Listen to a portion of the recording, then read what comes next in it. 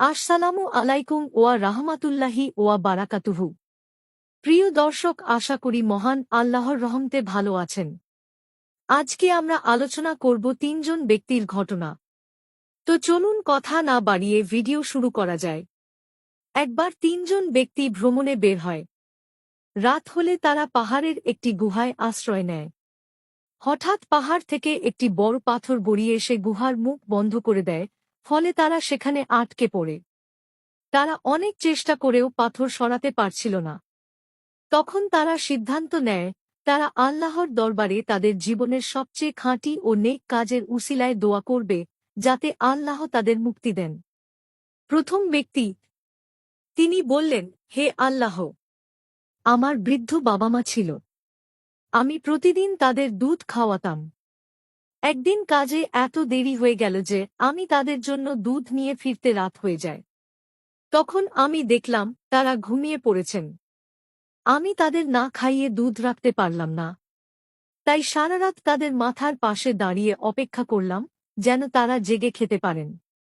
হে আল্লাহ, যদি এটা তোমার সন্তুষ্টির জন্য করে থাকি, তাহলে আমাদের মুক্তি দাও। তখন গুহার পাথর একটু সরে গেল, কিন্তু তারা বের হওয়ার জন্য যথেষ্ট জায়গা হয়নি।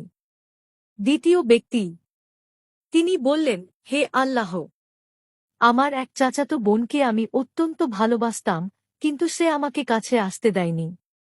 একদিন সে খুব গরিব অবস্থায় আমার কাছে সাহায্য চাইতে এলো। আমি সুযোগ পেয়ে শর্ত দিলাম, যদি সে আমার চাওয়াকে মেনে নেয়, তবে আমি তাকে সাহায্য করব।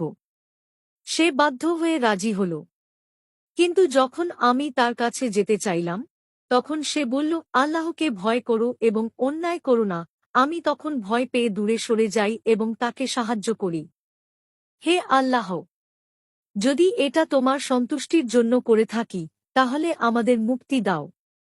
তখন গুহার পাথর আরও একটু সরে গেল, কিন্তু তবু বের হওয়ার পথ হল না।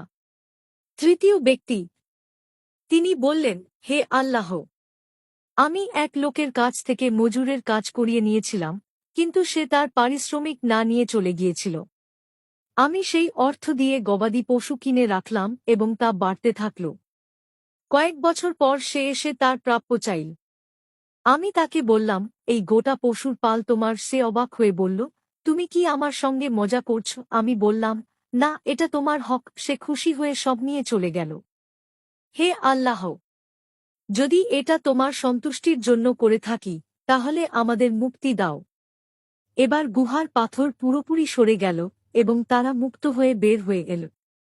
এই গল্প আমাদের শেখায়, সত্যিকারের নেক আমল আল্লাহর দরবারে কবুল হলে বিপদ থেকে মুক্তি পাওয়া যায়।